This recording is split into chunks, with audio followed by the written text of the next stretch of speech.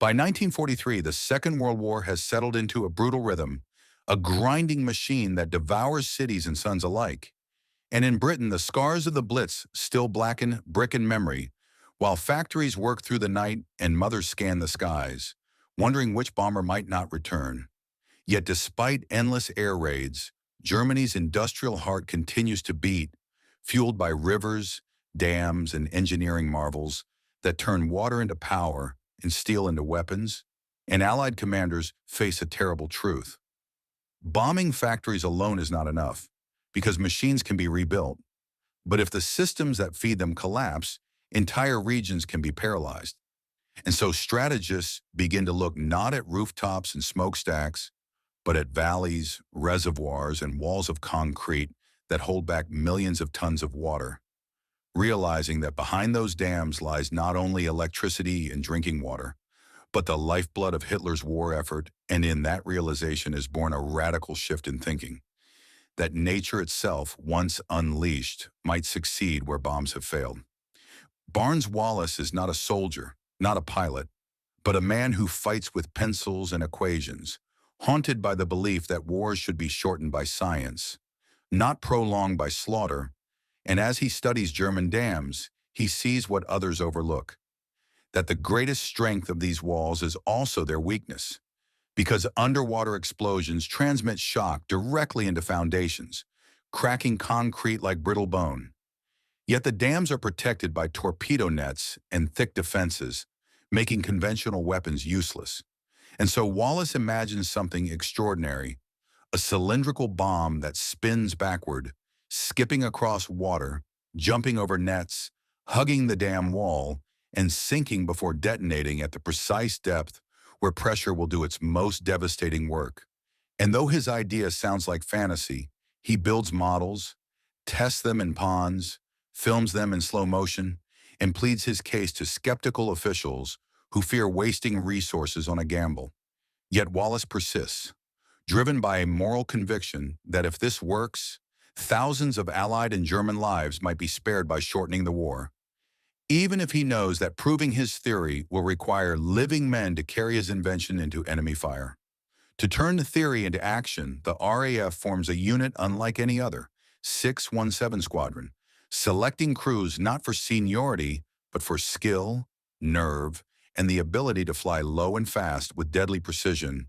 And command is given to Wing Commander Guy Gibson, already a decorated ace, known for iron discipline and calm under pressure, who understands that his job is not only to lead attacks, but to carry the burden of sending men into near-certain danger, and training begins at breakneck speed.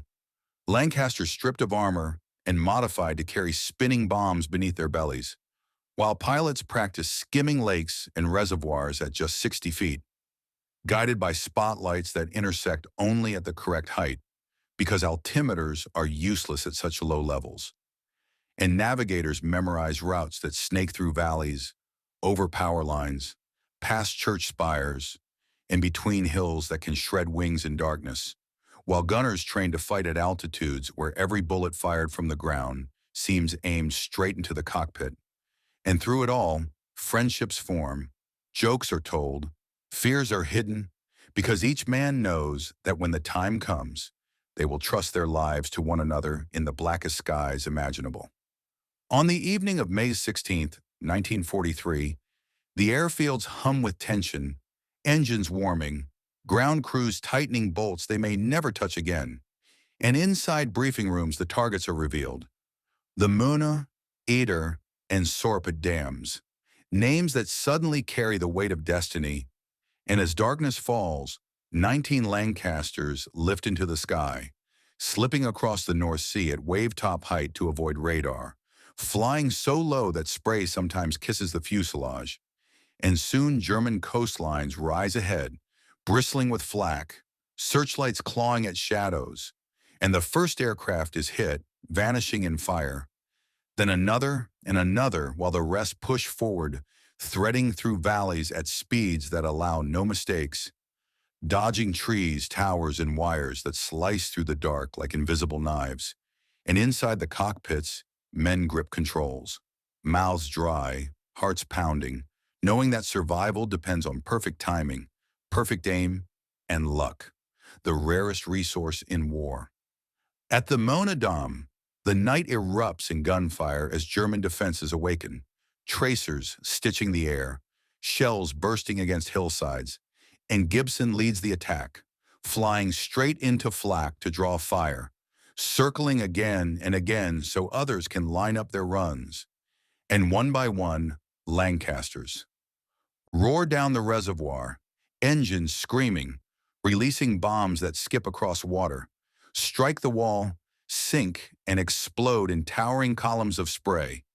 Yet the dam refuses to fall, forcing crews to attack again, each pass more dangerous than the last, until finally the concrete shudders, cracks, and collapses, unleashing a monstrous surge of water that races down the valley, sweeping away bridges, factories, homes, and people in its unstoppable path. And while the flood begins its deadly journey, other crews reach the Eder Dam, where no guns guard the walls but steep hills make approach terrifying, forcing pilots to curve through narrow valleys in perfect synchronized turns, dropping bombs that bounce, strike, and finally breach the dam in a thunderous roar, while at the Sorpe Dam, built of earth and stone, attacks damage but cannot destroy it, and with bombs gone and fuel dwindling, surviving crews turn back toward home, uncertain whether they will ever see England again. As dawn approaches, battered aircraft limp back across the sea, some on single engines, others guided only by instinct and prayer, and when roll call begins, the truth becomes unbearable.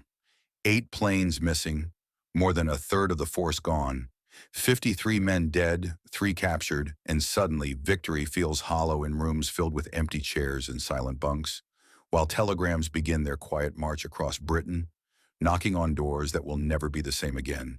And Barnes Wallis, though celebrated as a genius, can barely speak, collapsing in grief, knowing that his success is written in the blood of men who trusted his calculations.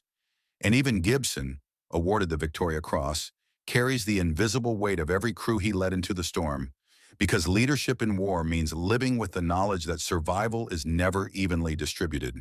In Germany, the floods bring chaos, tearing through towns and labor camps, killing civilians and forced workers alike, ripping apart rail lines and power stations, halting production at factories that suddenly stand silent and powerless. And for weeks, emergency crews struggle to control the damage, diverting thousands of workers and vital resources from weapons to reconstruction, while Nazi leaders scramble to reassure a shaken population that the homeland is still secure. Yet something has changed forever, because the dams were supposed to be untouchable, and now they lie broken, proof that even the strongest defenses can fail.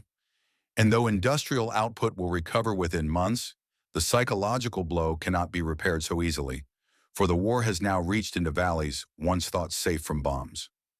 For 617 Squadron, the raid becomes both burden and badge, a name spoken with awe across airfields, and the unit is kept together for special missions that demand impossible accuracy, attacking bridges, tunnels, and even massive battleships, carrying forward the same spirit of precision and courage that defined their first night of fame, while the story of the bouncing bomb enters military textbooks, shaping future thinking about targeted strikes and specialized weapons.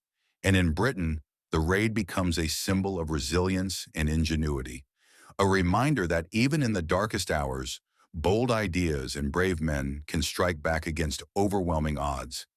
And yet among veterans, glory is always mixed with remembrance, for every success is haunted by faces that never came home. Looking back, the Dambusters Night Raid stands as more than a military operation. It is a story of human will colliding with engineering brilliance, of young men who trusted an untested idea in each other, flying into walls of fire at treetop height, knowing that history might remember explosions and headlines, but never fully the trembling hands, whispered prayers, and final thoughts carried into the dark. And it reminds us that wars are not only won by armies and machines, but by individuals willing to gamble everything on a single night, believing that somewhere beyond fear and loss lies the hope of ending the killing sooner. And so the rivers were unleashed, the walls were broken, and a legend was born. not of bombs and dams, but of courage, sacrifice, and the terrible price of daring to change the course of war.